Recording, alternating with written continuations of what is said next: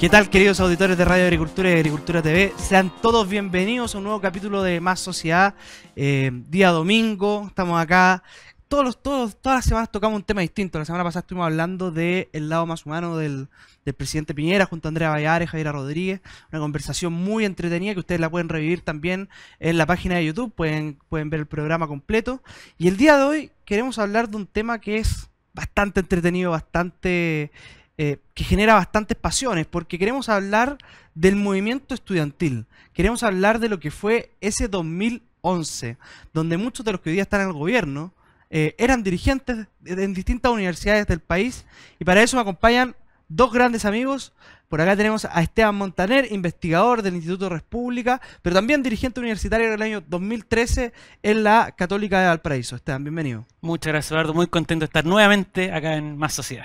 Oye, además que Esteban Montaner ha sido el parche de todos los programas en Radio Agricultura, están todos de vacaciones, todos están disfrutando las vacaciones. El verano es una oportunidad. El verano es una oportunidad.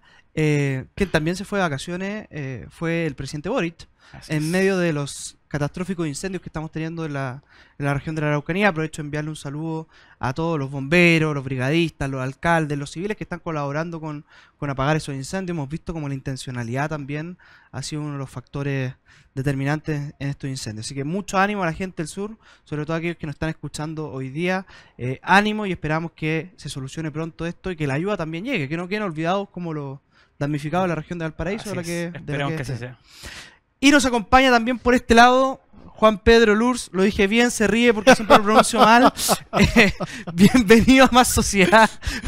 Muchas gracias, Eduardo. Un saludo a todas las personas que nos están viendo desde sus casas, desde sus distintos lugares, que nos están escuchando, porque esto sale por las dos plataformas, me imagino. Agricultura TV y por la Radio Agricultura también, porque nos están escuchando. Oye, Juan Pedro, testigo privilegiado de lo que fue el 2011, porque además de periodista, tiene varios máster también ahí un hombre multifacético. Un hombre multifacético totalmente, pero un testigo privilegiado de lo que fue el 2011, porque fuiste dirigente de la FECH, ni más ni menos. Así es, secretario ejecutivo de la FECH el año 2011.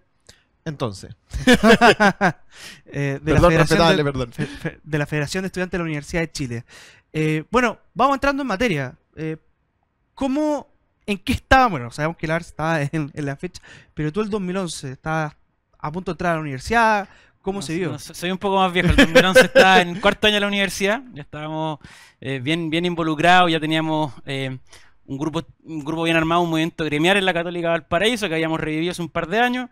Y nos encontramos ese año con protestas, ¿no?, que comenzaron tibiamente a principio de año y que fueron decantando en lo que fueron las protestas estudiantiles probablemente más importantes de lo que va del siglo XXI. Quizás uno podría hacer el paralelo, pero con menor intensidad de lo que fue los torniquetes luego del 2019. Pero el 2011 nos enfrentamos a esto, digamos, sin estar muy bien preparados, porque al final del día, si se quiere, las universidades que ya estaban bastante tomadas por la izquierda, en el caso de la Católica de Valparaíso, quizás ciertas fuerzas más centristas habían aguantado un poco. Hasta el año 2008 la Federación de Estudiantes la tuvo la democracia cristiana, pero los últimos 2009, 2010 se había nuevamente tomado por parte de la izquierda, y ante las protestas que sucedieron en Santiago principalmente, la Católica de Valparaíso fue uno de los actores que se de alguna manera acopló rápidamente a esto, y llevando incluso a que la universidad estuviese con la casa central tomada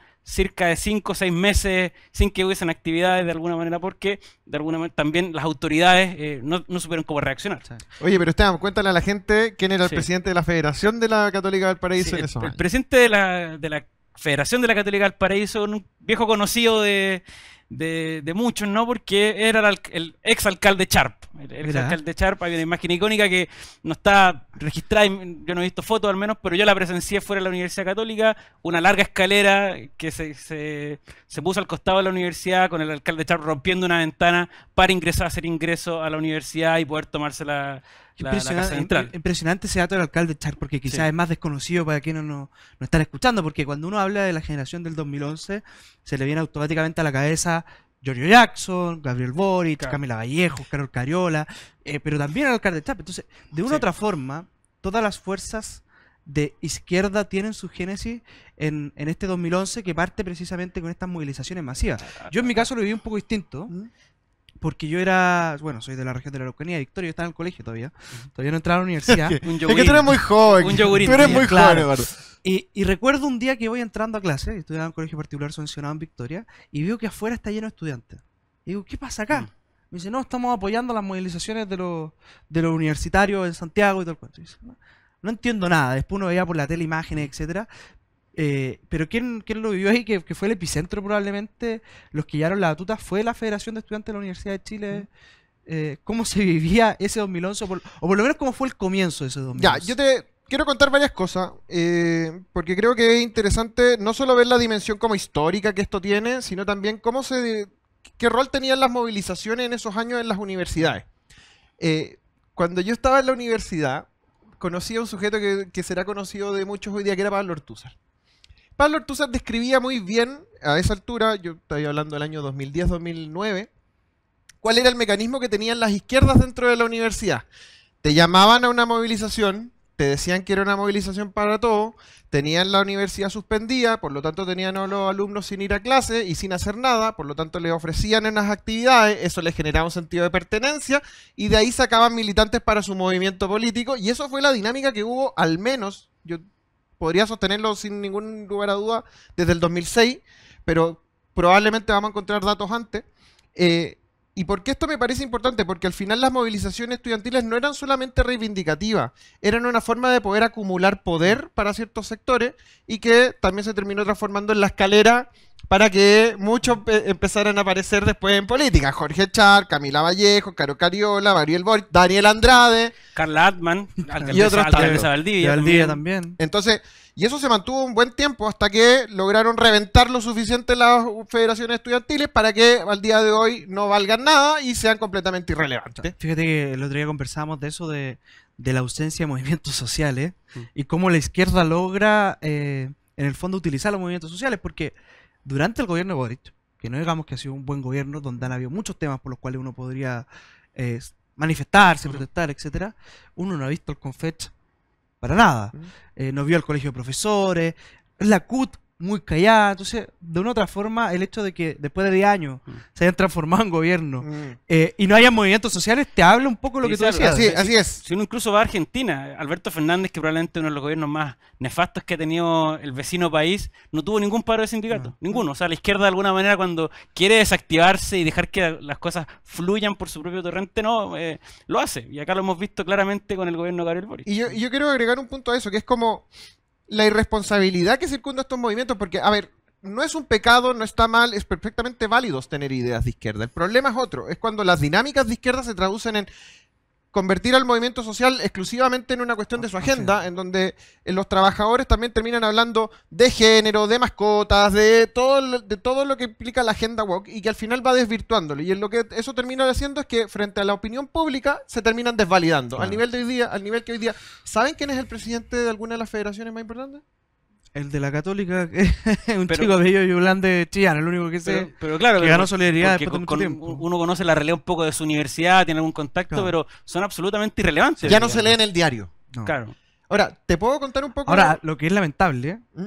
es que este rol de la dirigencia estudiantil a mí me sorprende con la crisis que tenemos en educación, con el ausentismo escolar, con los malos resultados. Bueno, a pues nivel si la internacional. generaron. La crisis que tenemos en educación, y quiero ir ahora al 2011, surge de las demandas que se instalan ahí. Tuvimos una gratuidad que hoy día ha sido nefasta para las universidades. Tenemos una educación pública que terminó siendo terrible para la gente que va a la educación pública. Los pobres, o sea, las pobres personas que querían surgir, que antes tenían vehículos de movilidad social, que eran creadores de élite pública, como eran los liceos emblemáticos, hoy día no existen. Y dejaron que se le corrompieran con overoles blancos, y etcétera, etcétera. Ahora, vamos al 2011. El 2011 toma las banderas del 2006. Sí.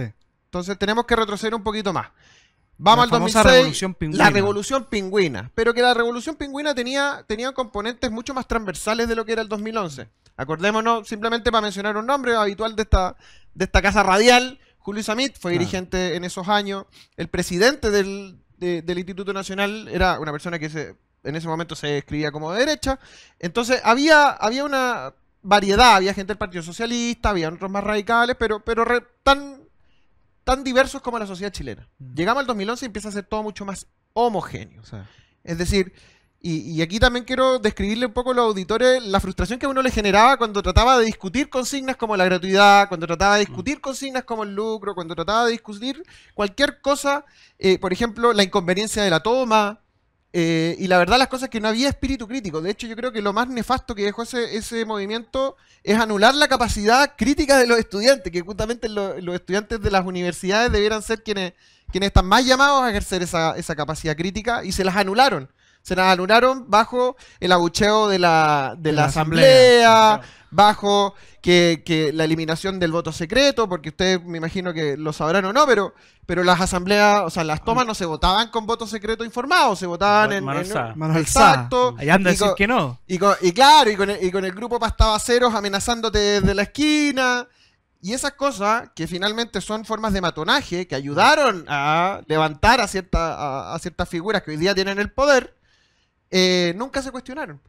Recomiendo mucho leer un libro que es muy bueno, que no es del 2011, es del 2009, que es del profesor Alfredo Jocelyn Holt, la escuela tomada. Extraordinario. Mucho detallito de cómo era eso, para que lo Oye, y después uno puede leer también el que sacó Renato Garín hace poco, de El Patio del Poder, también va entendiendo un poco las Sí. lógicas de la Universidad de Chile. Y esta Ahora, re- yo quería ir a un punto, porque esto de que efectivamente se anuló la capacidad crítica que decía Lars, que se tomaron estos movimientos, la agenda, bastante cargado a la izquierda, ¿cómo eran las voces críticas? Porque tanto tú, Juan Pedro, yo, nos tocó en la universidad mucho ser opositores a la generación del Frente Amplio, a la generación del 2011. O sea, toda nuestra vida universitaria o política universitaria, así como nosotros tres, hay muchos más, el mismo Pancho Rego, la Javi Rodríguez, la Cori Juve, Richie Neumann perdió con George entonces, Jackson. nosotros somos de una u otra forma la generación que fue oposición en la La universidad. generación perdida, diría yo. Es que perdíamos siempre,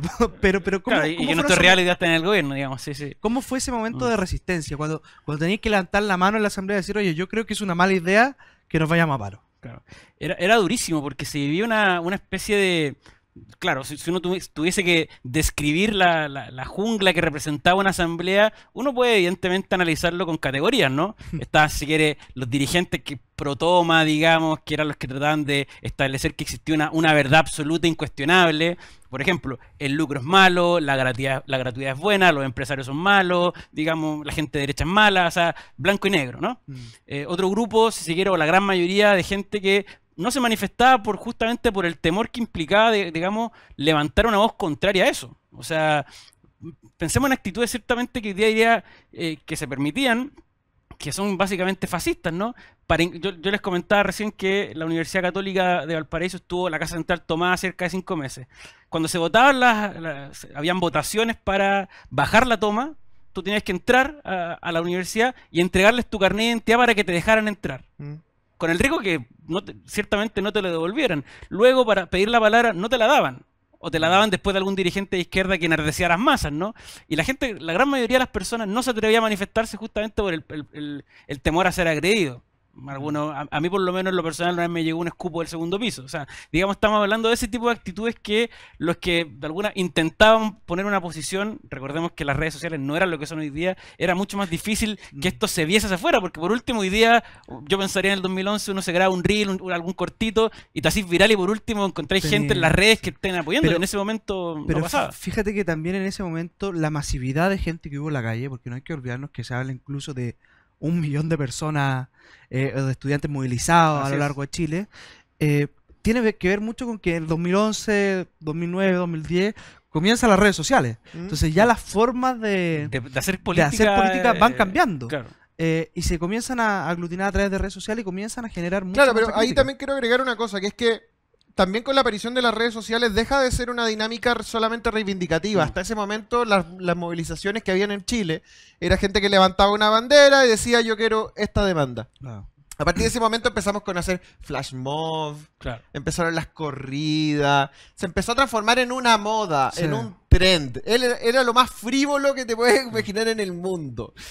Por eso a mí me interesa mucho reivindicar que es un movimiento que volvió a la sociedad menos inteligente, Claro. que hizo que las universidades fueran menos críticas, que hizo que el valor de la dirigencia estudiantil bajara, Claro. y eso se nota también en este gobierno. O sea, todo lo que ellos reivindicaron entre el 2011 y el ¿Qué año llegaron al gobierno? ¿El 2022? Se fue al tacho de la basura. 2021, se fue al tacho de la basura cuando tuvieron que ejercer el poder. 2022. Y lo que empieza el 2006, que termina de explotar el 2011, que ya es una gran movilización el 2019, es total, completa y absolutamente derrotado el 2022. Sí, o sea, está por verse. Yo creo que ellos están viviendo un proceso, digamos, no sé si... De reacople. O sea, de reacople. Yo creo que acá algo que nos ha demostrado la izquierda en general, y esto que está saliendo un poco el 2011, es que tiene capacidad en general de replantearse y buscar otras estrategias para, de alguna manera, volver a hacer lo mismo. Pero claro, estoy de acuerdo con Pero es Pedro. desde una inmadurez, porque no es desde la idea de vamos a gobernar de esta forma, buscando un referente que diga, oye, vamos a hacer así. Sino que es simplemente oponiéndose. Ahora, ¿cachai? Entonces te dicen neoliberal. ¿Cachai? Sí, y todo lo que tú dices neoliberal. Y lo que quiero decir es que empobrece la discusión. Sí. Ahora, esto no solamente tenía que ver con ciertas reivindicaciones estudiantiles, gratuidad, fin al lucro, fin a la sección, todas las consignas que uno vio durante el 2011, sino que también tenía mucho que ver con el modelo. Sí, y de ahí surgen todas estas tesis que después van a tener su punto cúlmine en la Convención Constitucional, pero que acá no se trataba simplemente de un tema de educación. Era un tema de cambiar el modelo por completo. Porque yo creo que Chile había tenido en los años anteriores, ¿cierto? Al 2011, se siguiera una revolución económica, o sea, el país había crecido enormemente más que en toda su historia, ¿no? Esa revolución económica llevó a una revolución social, de que millones de personas salieran de la pobreza, llegaran a ser primera generación universitaria, pero no había tenido ni siquiera una revolución política o cultural, que fue lo que al menos intentaron hacer desde su visión, digamos, y que al final terminó, ¿cierto?, vaciando de contenido todas esas consignas, porque al final, una educación justa, ¿qué significa eso? Claro. Si la educación ya tenía ciertos grados de justicia, en el concepto que podríamos manejar nosotros de justicia, en que la gente por su mérito avanzaba y por lo tanto podía salir adelante y tener una mejor vida que sus padres. Y esa revolución, de alguna manera, ellos intentaron instaurarla, bueno, tú lo viviste en carne propia, ¿no? En el mamarracho, ¿cierto?, que fue derrotado el 4 de septiembre del 2022, pero al menos ese fue el primer intento ya de formalizar lo que venían trabajando del 2006, 2011, ¿cierto? 2019. Ahora, yo quiero poner un punto, que es que yo creo que para analizar los movimientos estudiantiles, sobre todo particularmente el 2011, no solamente hay que fijarse en lo que ellos decían, sino sobre todo hay que poner énfasis en lo que no decían. Yo creo que, por ejemplo, el movimiento del 2011, y a riesgo de mándame a lo mismo, fue un movimiento profundamente clasista. Porque fueron jóvenes de buenos colegios que se creyeron más inteligentes que el resto de la sociedad y dijeron que había que arreglarla de la forma que ellos dijeron que había que hacerlo. Y con eso dejaron fuera a todos los estudiantes de las universidades privadas, que los veían nefastamente mal. O sea, cada vez que, yo no sé si en el caso de Esteban fue así, pero cada vez que yo decía, para poder tener la representación de los estudiantes de Chile, hay que incluir más estudiantes y no solamente limitarse a las universidades del CRUCH, porque eso era el CONFECH, el que definía todas las movilizaciones. Siempre era un abucheo generalizado, pero fundamentalmente amparado en el clasismo. Ellos no se pueden defender solos. Ellos no pueden, su opinión es menos válida. Lo que importaba eran estos estudiantes iluminados de las universidades del CRUCH que tenían que llegar a decirle a los otros, a liberarlos de su alineación. A despertarlos, diríamos. Justamente. Y eso al final yo creo que es vil clasismo nomás, ¿cachai? Y en segundo lugar, también la idea de solamente oponerse a todo, ¿cachai? Si la política no es simplemente decir cosas que no te gustan, sino como qué cosas sí te gustan y hacia dónde sí podemos avanzar. Ahora, yo creo que en ese sentido, la generación del 2011 fue una generación que tuvo un tránsito súper rápido de la universidad al poder real. Y sí fueron capaces de proponer, como decía Esteban, un proyecto país. Que estaba plasmado en los procesos constitucionales. Pero es que era un proyecto país basado en la negación. Está bien, pero de todas formas, ahora llegaron al gobierno y tenían una agenda, un plan de gobierno. Pero todavía no saben generar riqueza. No, pero si nunca... por eso te digo, no tienen... Marx, cuando habla del capital y hace un análisis del capital, también se pregunta cómo generar riqueza desde una forma que a él le parezca más justa. Esta gente no. Esta gente no entiende, hubo hasta 2022, hubo simplemente negacionismo económico. O sea, pensemos el concepto, analfabetismo total. El concepto de crecimiento, o sea, acuérdate de eso. Que cuando digo, oye, a ver, ninguno acá es economista, pero cuando uno escucha a profesores de economía, ¿qué es de crecer? O sea, cada punto del PIB, ¿cuánta plata es? ¿Cuántos puestos de trabajo? ¿Y cuánto mejora las remuneraciones de una persona? Es de una indolencia decir que es mejor decrecer. Claro, cuando tú estás en tu zona de privilegio, como lo estaban la gran mayoría. O a lo mejor es Tú tontera dijiste, nomás. Da lo mismo, es choro, suena bonito. En todo caso, tiene que ver mucho con lo que decía Lars, la generación del 2011, que estaba en la universidad probablemente en ese entonces, tiene que ser probablemente la generación más acomodada de la historia de Chile. Educada, La acomodada. más educada, la que le tocó esa crecer en posición un hablaban. país, Claro. la que le tocó crecer en un país que no había tenido grandes revueltas sociales desde el retorno a la democracia, con un país que crecía, bueno, y eso obviamente que hace... Es una generación que no le gustan los consensos. ¿A quién pueden no gustarle los consensos? Claro. ¿Cachai?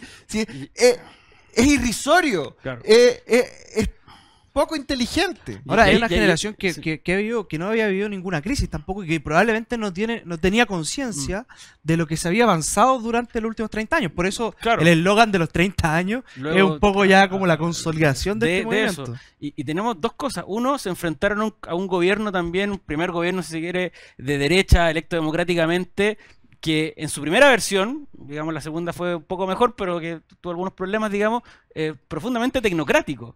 Que Y por lo torpe. tanto, y torpe, que por lo tanto era incapaz de leer y entender lo que pasaba en la calle, si no era con gráfico y números. Sí.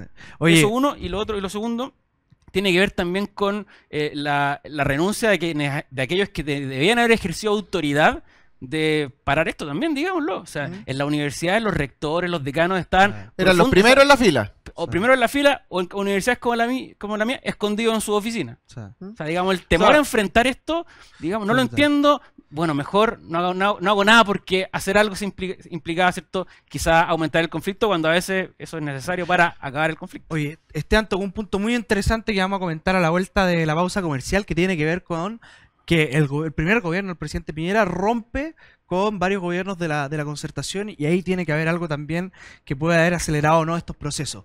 Ustedes quédense en sintonía de Radio Agricultura, que ya volvemos junto a Esteban Montaner y Juan Pedro Lurs, lo dije bien, acá en Más Sociedad, analizando lo que fue el movimiento estudiantil del 2011, que hoy día está sentado en la moneda.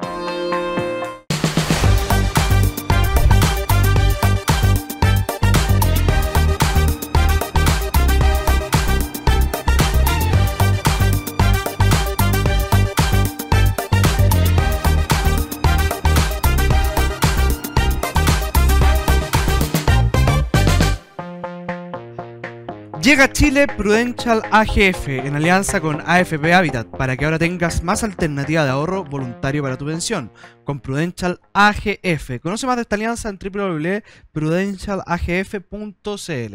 Estamos de vuelta junto a Esteban Montaner, es dirigente de la Universidad Católica de Valparaíso, Juan Pedro Lurs de la Universidad de Chile, de la FECH, analizando lo que fue el 2011, el año de las movilizaciones estudiantiles. Fíjense que yo antes de venir al programa revisé un par de titulares de la época y cómo en el mundo decían, la BBC o otros canales decían, ¿qué es lo que está pasando en Chile? O sea, era una revolución completa. Ya, y quiero decir una cosa, también esa prensa internacional que Uf. mira siempre como, ay, Sí. estos países latinoamericanos que les faltaba Claro. esta democratización en la calle, Claro. porque no viven ahí, porque no les rompían Siempre- sus casas, porque siempre sus el lado paraderos no se romántico. afectaban, porque en sus países es insólito, insospechable que no haya clase, Claro. pero que los latinos sí. Entonces que lo celebran O sea, y ponen a Camila Vallejo de portada en, no sé, revista Time.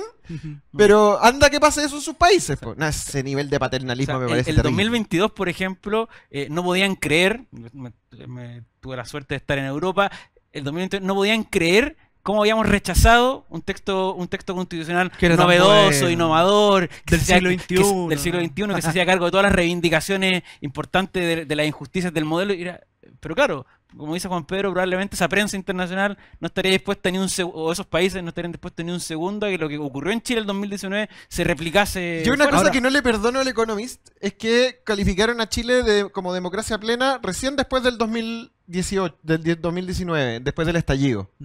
Y después, con las consecuencias del estallido, que era sumar 2 más 2, solo han hecho decaer la categoría de democratización de Chile. Entonces, esa prensa internacional que siempre es seria en general, pero esas vaporizaciones que hacen me parece que son Pero verdaderamente asquerosas. tiende a romantizar, digamos, los procesos la- revolucionarios No, latinoamericanos. y desde una perspectiva del buen salvaje, ese Claro, es sí, el problema. No lo ven, no nos juzgan como si fuéramos ciudadanos de sus mismos países, Claro, nos juzgan como si no fuéramos somos iguales, inferiores. No somos iguales. Sí, es verdad. Y con esa culpa tan típica del europeo de decir... No, insólito.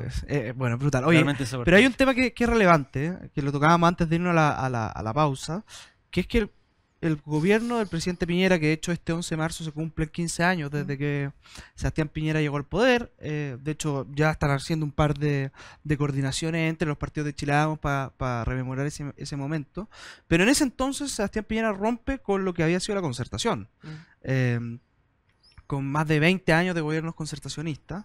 Entonces, obviamente hay un cambio en el paradigma. Muchos hablaban del agotamiento de la concertación y la eterna disputa entre lo autoflagelante y lo autocomplaciente. Ujú. Parece ser que el 2011 quienes terminan ganando la batalla son los autoflagelantes, Sí. y una generación que en ese entonces, más allá de que de las demandas estudiantiles contra el modelo con lo que había, y por supuesto contra la derecha que había vuelto democráticamente al poder, algo que todavía no puede ser aceptado por amplios sectores de la izquierda, también había una crítica muy dura a la concertación. Claro. Eh, Sí, efectivamente, si uno ve cualquier coalición que gobierna tanto tiempo, digamos, y que, bueno, fue mutando entre medio, pero que gobierna tanto tiempo como la concertación, o sea, 20 años de gobierno, es inevitable que haya un cierto desgaste y que por lo tanto esto llevó a que, en parte, ¿cierto?, hubiese un cambio el año 2010. Recordemos que también la irrupción de Marco Enrique Ominami como un díscolo potente que representaba de alguna manera una fracción distinta de esa centroizquierda que también está un poco cansado, que estaba agotada, explica un poco el triunfo de Sebastián Piñera y de una derecha que había logrado durante esos 20 años también rearticularse un poco también dejando atrás el paradigma, digamos, de, los hijos de la dictadura. O sea, lo que logra proponer Sebastián Piñera, más allá de su historia personal, de haber votado que no y todo eso, digamos, es una coalición también moderna derecha que logra llegar al poder y que esos dos elementos, digamos, la llegada de una derecha nueva, y que recordemos los primeros días de gobierno, el gobierno de los mejores, un gobierno que se va a dedicar a gestionar la tecnocracia. Antipolítico en alguna medida. Antipolítico, efectivamente. Eso, más una concertación, digamos, en el suelo, permitió también la irrupción de una nueva corriente de izquierda que...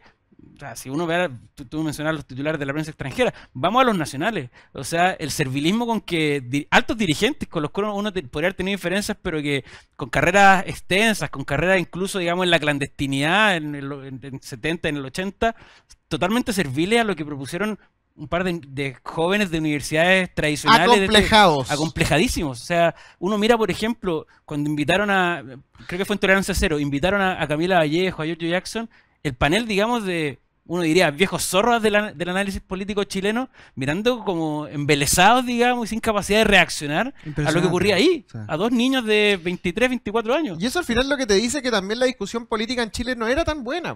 Claro. Es decir, como no se hablaba de política, se hablaba de política pública. Pinochet sí, Pinochet no, eficiencia sí, eficiencia no, pero no se hablaba de política. Entonces llega un gobierno que trata de ser antipolítico y aparecen gente completamente politizada, Claro. pero en un sentido como de consigna.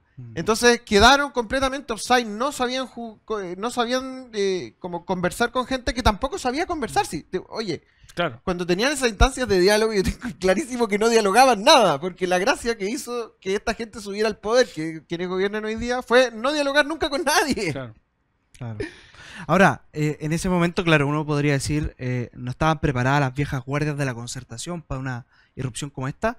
Tampoco lo estaba el gobierno del presidente Piñera, tanto así que quien era ministro de Educación en ese minuto Joaquín Lavín. fue Joaquín Lavín, que uno podría decir que es la personificación de la tecnocracia y de las soluciones concretas, y aún así fue incapaz de poder darle una salida política. a esto. Pero hizo jugada arriesgada, porque, por ejemplo, Lavín trató de desarticular directamente. Adelantó las vacaciones, ¿te acordáis de eso? Sí, sí. Adelantó las vacaciones en los colegios para poder bajar un poco la presión y no le resultó. Lo que pasa es que también hicieron jugadas, por ejemplo, hicieron una propuesta que se llama el GANE, el Gran Acuerdo Sí. Nacional por la Educación, y no fueron capaces de desarticular, no dimensionaron a lo que se enfrentaban. Es que ese es precisamente el punto al que yo quería ir, porque Después viene una generación también, o una especie de recambio, uno podría decir, personificarlo, por ejemplo, en un Jaime del Olio, que empieza a hablar, oye, acá nos estamos enfrentando, no nos estamos enfrentando a la concertación Claro. o al Chile de los consensos durante los 90.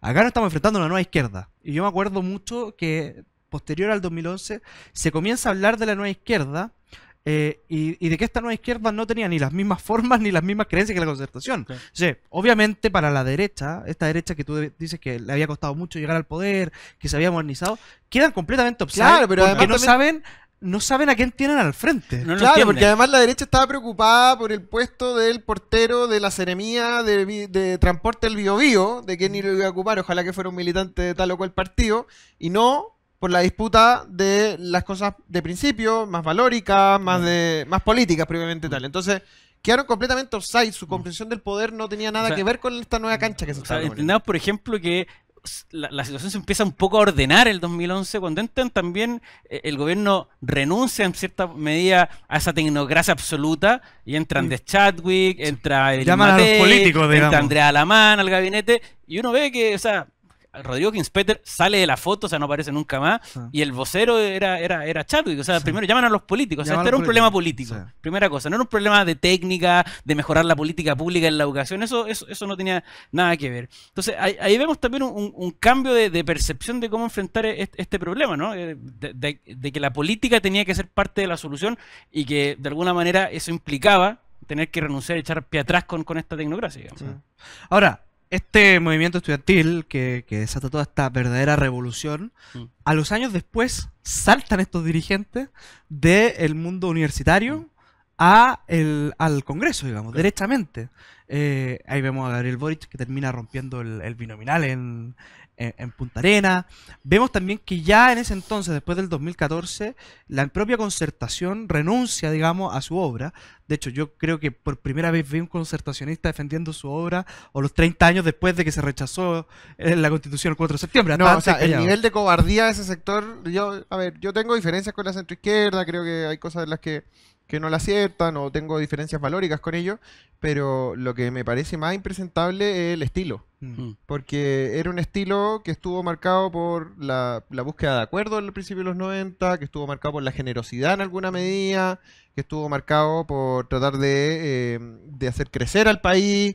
O sea, cosas que creo que tienen valor y fueron tal y completamente cobardes. Se les olvidó lo que habían logrado, vieron a estos cabros chicos que le hicieron sentir algo en la guata y no dudaron en irse con ellos, pero al precio de empeorar el país. O sea, el país en el que vivimos hoy día, para decirlo de alguna forma, creo que es la obra de esta generación que decepcionó a Chile, que se empieza a crear el 2006, pero que sin ningún tipo de duda el 2011 adquiere un cierto, se vuelve mainstream, se vuelve status quo.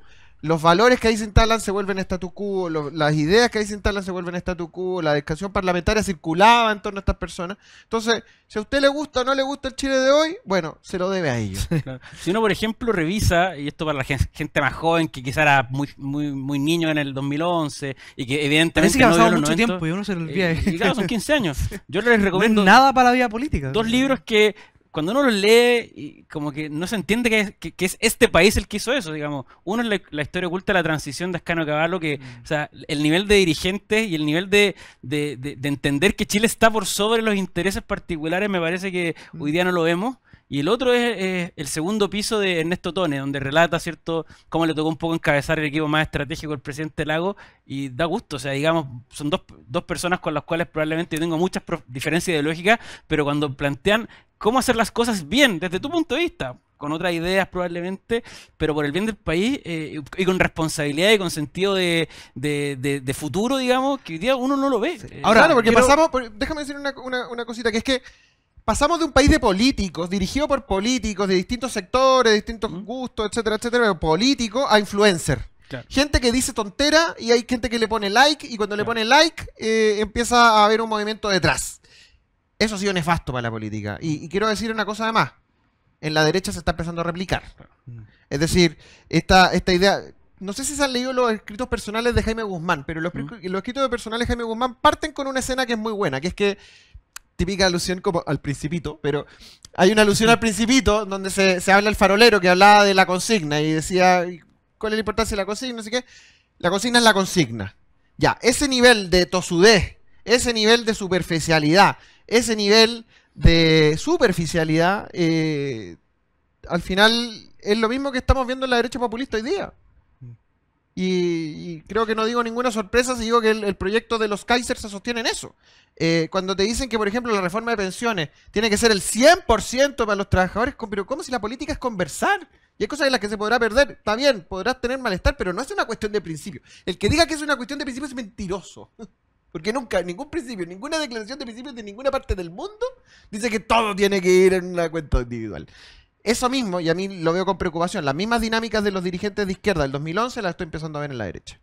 Sí, ahora yo los quería llevar a otro tema, sí, porque pasa que el 2014 estos dirigentes saltan de la universidad al Congreso, pero también ocurre que el 2014 vuelve Michelle Bachelet. Y entonces Michelle Bachelet es una figura concertacionista por esencia, digamos. Discrepo. Sí. Pero fue la última presidenta de la concertación, no Sí, podrá pero no decir... por esencia. Porque la esencia de de la concertación temprana estaba más en la democracia cristiana. Ricardo Lagos se adapta a ese estilo. Bueno, pero vuelve Michelle Bachelet y estos jóvenes dicen, vamos a hacer colaboración crítica, ¿se acuerdan? Sí. Miguel Crispi. Miguel Crispi, y que algunos entran al gobierno A destruirlo. a hacer la nueva mayoría, y el Partido Comunista también se hace parte de estas lógicas. Bueno, después pierden, pero siguen muchos de ellos, y finalmente vuelve Piñera, y Piñera termina entregándole la banda presidencial a uno de los que había sido los dirigentes. Y eventualmente Michelle Bachelet puede volver de nuevo, Y digamos. era precisamente el punto que quería tocar, porque ¿hasta qué punto hoy día ya lo de la concertación lo podemos ver solamente en los libros de historia? Porque uno ve que hay una centroizquierda, o quizás este mismo movimiento estudiantil, pero ya hay como una síncresis.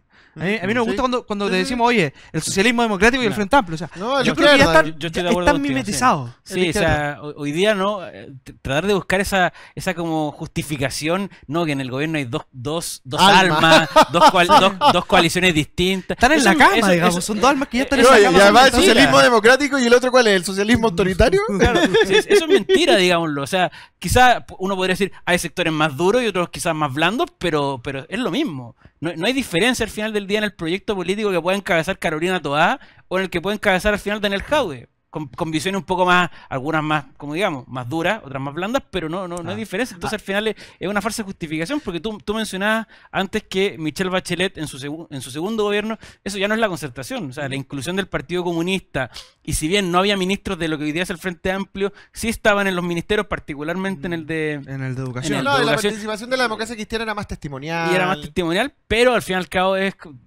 un compañero de ruta. O sea, no digamos que vivimos una democracia cristiana crítica de la Que nueva mayoría. se Yo fue creo que- vaciando de contenido, quizás. Y De yo hecho, lo creo que la muerte de la democracia cristiana es porque fueron los que precisamente más llamados estaban a defender el Sí, legado de la concertación y no lo sí. hicieron. Y unos pocos que los más cobardes de todos. Fueron sí, y los algunos más quizás amarillos. recayeron en demócratas, en amarillos, pero que tampoco digamos que las elecciones también municipales nos demostraron que tanto voto ahí no hay, digamos. Que, O sea, yo creo el que, país está más yo polarizado. creo que, claro, el 2011, después el gobierno de la nueva mayoría, te reconfigura el mapa político completamente. Pero también te lo vuelve a reconfigurar el 2019, el estallido social y los procesos de la Convención Constitucional. A mí cuando me preguntan, oye, ¿de qué generación eres tú? Yo no soy de la generación del 2011, yo creo que ustedes tampoco. Ni tampoco me siento parte de una generación que siempre estuvo destinada a perder con el 2011. Yo me siento parte de la generación del rechazo. Porque así como en el 2011 se generan muchos liderazgos políticos que desafían los status quo, yo creo que el rechazo, los procesos constitucionales generaron en la derecha también el surgimiento de muchos liderazgos que por mucho tiempo estuvimos bailando al ritmo de la música de ellos, o que, como decía Lars, la cobardía no solamente era un tema de la izquierda, sino que también en la derecha, como no entendíamos esta nueva izquierda, estuvimos callados por mucho tiempo. Yo creo que los procesos constitucionales, sobre todo la campaña del rechazo, hace que en la derecha también empiece a haber un remesón y empiezan a haber nuevas voces que estaban dispuestas también a no quedarse callados frente a lo que venía proponiendo el movimiento estudiantil. Lo que pasa es que la también el generación movimiento 2011. estudiantil partió de una base muy exitista, muy noventera, muy gringo. Que es como, hice algo cuando soy joven en la universidad, luego llego al máximo siendo increíblemente joven, pero la idea era que terminara bien, la idea era que le aprobaran la constitución. Claro. No le resultó. Yo creo que hay que ver la política desde una cuestión mucho más seria que la carrera personal de cada sujeto. Hay que verlo como el destino del país. Y eso significa entender que las peleas que uno da muchas veces en el desierto tienen mucho sentido porque esta cuestión es larga. Puede ser que a tus 60 años adquiera sentido algo que siempre estuviste diciendo. O sea, ojo, es la historia de la concertación. La concertación estuvo mucho Sí. tiempo caminando por el desierto hasta que llegan al gobierno. Cuando llegan al Exacto. gobierno ya eran políticos Cuando- maduros, y la digamos. concertación también tenía la gracia de que cuando llegaban estos ultraizquierdistas a decirle que eran blandos, ellos les decían, ¿y dónde estabas tú cuando yo en el 70 y no sé cuánto estaba Claro. dando la cara? Y eso es lo que a mí me pasa también con los Kaiser. Mm. Y no lo digo simplemente con él, no tengo nada contra Johannes ni mucho menos, sino que con lo que representan. Que es, ¿dónde estaba esa gente? Tanta gente que la está diciendo a todo el mundo que no es suficientemente derechista. ¿Dónde estaban el 18 de octubre del 2019? Porque estaban perdidos, estaban absolutamente escondidos. Y Tuiteando. ahora vienen. ¿Por qué pongo ese punto? Si no me interesa tanto burlarme de nadie. Lo que me parece importante es decir es que son una moda. Y Chile no puede gobernarse con modas.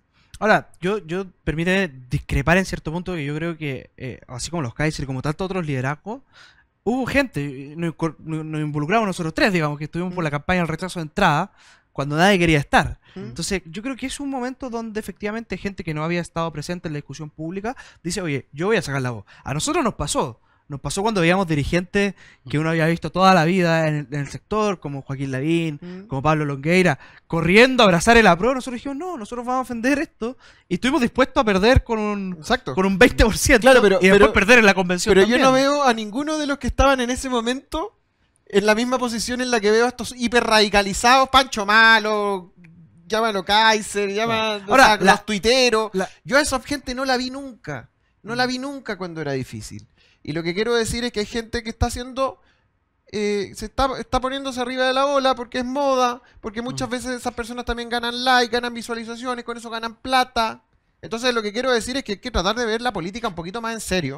Hay que verla en el largo plazo, hay que comerse los sapos cuando toca, pero no hay que ceder a lo básico, que es que la política es pluralidad, la política es diálogo, la política es seriedad y no es pura consigna. Claro, porque la política, digamos, del trend o del rating hace muy mal. O sea, el otro día veíamos, por Es muy ejemplo, rasca. ve- estamos hablando, por ejemplo, de un homenaje a un expresidente fallecido de un año y Pancho Malo figuraba con su banda, digamos, protestando ante eso. O sea, digamos, ¿qué es eso? ¿Esa es Ahora- la política que queremos construir? O sea, que incluso una persona que se murió hace un año, con sus luces y sombras, con lo bueno y lo malo que puede haber hecho, digamos, merece el respeto De todo, o que sea- era lo tradicional en Chile. O sea, respetamos la institucionalidad con las diferencias que pudiésemos Sea tener. quien sea el presidente, se exacto. respeta. Y esa lógica republicana, democrática que, oye, si Chile era un país pobre. Y voy a Siempre ir lo ha más- sido. y voy a ir- Institucionalmente, y con esto termino, Juan, Por favor.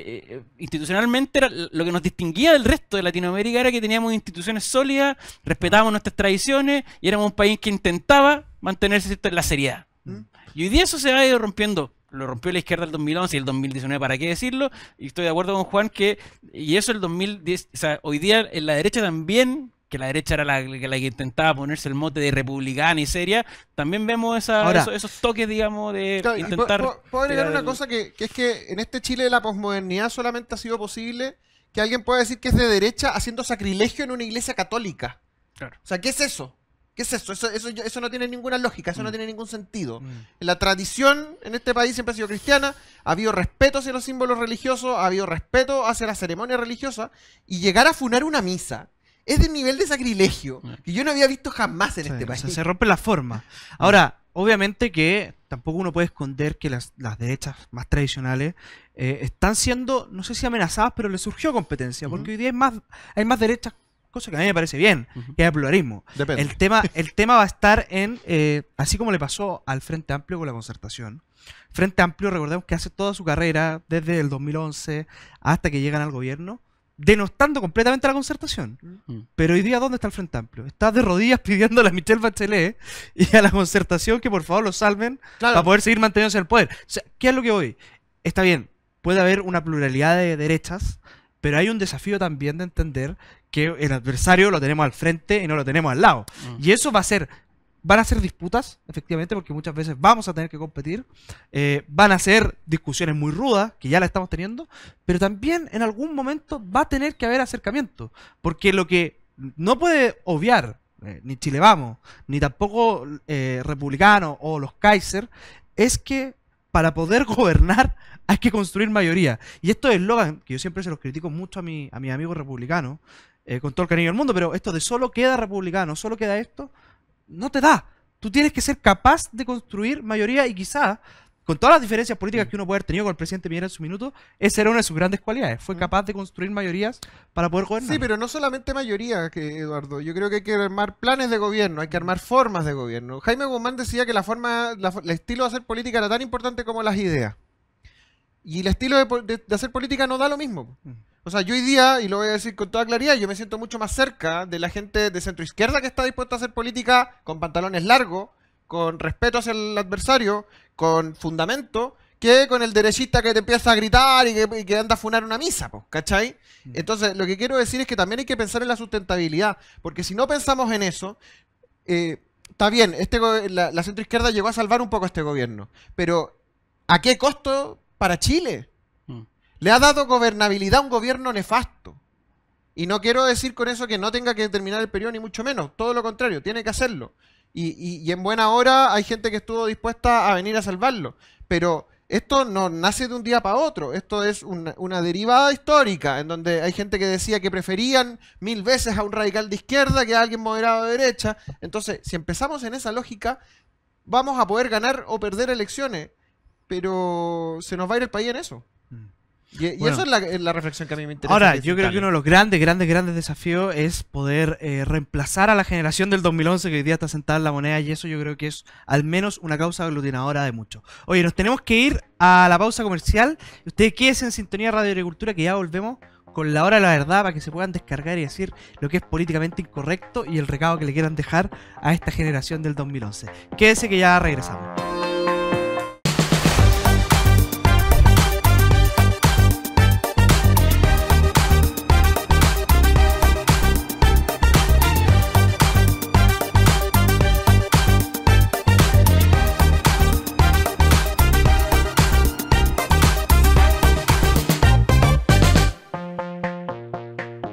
Oye, estamos de vuelta acá en Más Sociedad, su programa favorito de los días domingos. Estuvimos analizando lo que es la generación del 2011, cómo llegaron al poder, cómo se fueron articulando, cómo mataron al padre, y ahora lo van a buscar de vuelta a Caburga, que está reflexionando si es que va a tener una tercera eventual candidatura a Michelle Bachelet o no. Oye, se nos acabó el tiempo. Juan Pedro Lurz, te damos tus 30 segundos de la verdad para que te puedas dirigir a tu cámara, a los auditores de Radio Agricultura. No, muchas gracias por la invitación, Eduardo. Y más que decirle algo a la gente que hoy día está en el poder, creo que se lo hemos dicho todo, es invitarlos a todos a escuchar una alternativa saludable a los programas de confrontación, al programa de gritoneo, que es otro podcast político por todas las plataformas, ya sea en Spotify, ya sea en YouTube, una alternativa saludable, el podcast más carismático del subglobal, donde van a encontrarse con el hermenéutico Rodrigo Pérez de Arce y el Timothy Chalamet de Macul, Martín Baudet. Muchas gracias. Ahí, con anuncio incluido, otro podcast político. Esteban Montaner. Sí, nada, decirle a quien hoy día está en el gobierno que la política se hace con pantalones largos, que es importante reconocer cuando uno se equivoca, intentar recuperar el camino e intentar explicarle a las personas cuando uno cambia de opinión, porque hemos visto también en el último tiempo al presidente Boric dándose muchas vueltas de chaqueta sin explicar el cambio de opinión y por qué de alguna manera estuvo equivocado antes, si es que de verdad cree que lo estuvo. Por ejemplo, a propósito de la ley antiterrorista que tan feliz presentó la semana pasada. Así que nada, eso, que yo creo que la política hay que hacerla transparentemente, con la verdad, porque la ciudadanía merece mucho más de sus dirigentes. Oye, muchísimas gracias a los dos, gracias a todos los quienes nos escuchan. Yo solo un anuncio. Tratemos de ayudar y ponernos la mano en el corazón con la gente que lo está pasando mal en el sur de Chile. Lo puede hacer a través del desafío Levantemos Chile o a través de los cuerpos de bomberos de las comunas de Galvarino, Coyipulli, Traiguén, Victoria, Ercilla, que son las comunas que están siendo más afectadas. Esperemos que esto termine pronto, que se encuentren sobre todo a los responsables, que no haya impunidad y que ojalá aquellos que están sufriendo estos daños no queden abandonados, como lo han hecho con la región de Valparaíso. Muchas gracias, nos vemos el próximo domingo, que estén muy bien, disfruten de lo que queda de la tarde.